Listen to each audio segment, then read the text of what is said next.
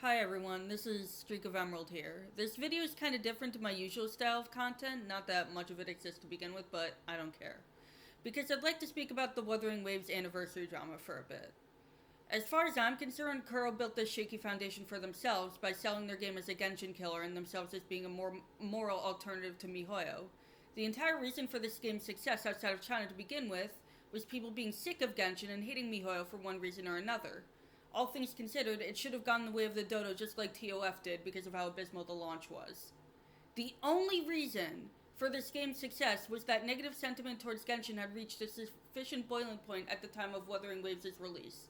Nothing else. Remember that TOF had a similar hype surrounding it during the lead up to its CN release, to a similar poor reception in its home country. Remember how badly that game flopped in China and then globally, because of the exact same technical issues and middle fingers given to the community that WuWa would eventually come to suffer from.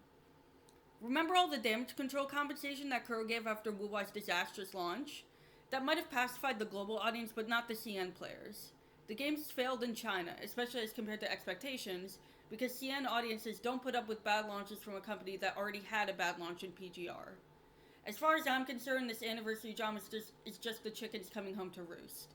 Kuro found themselves in a position of power with the global audience and knew that this global audience would excuse whatever they did so long as the damage control compensation they gave thereafter was appealing enough.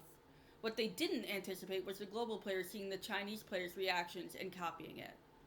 Honestly, I don't even really care about the exact amount of polls they're giving out for the anniversary rewards, other than the 35 poll metric being eerily similar to MiHoYo's Honkai Star Rail anniversary reward, sans the free character. That's the main complaint here as far as I'm concerned. WuWa's indoctrinated global audience is no longer able to deny that once given sufficient clout, Kuro treats their audience at least as poorly as MiHoYo does, if not more so. But yeah, anyone defending this from Kuro is too stupid to be saved at this point. Their hatred for MiHoYo has destroyed any semblance of logical thinking they once had. Not that I think MiHoYo is a good company either, for the record, they're terrible too. It's just in a less insidious way than it is for Kuro. Anyways, that's the end of this rant video. See you guys in the next one.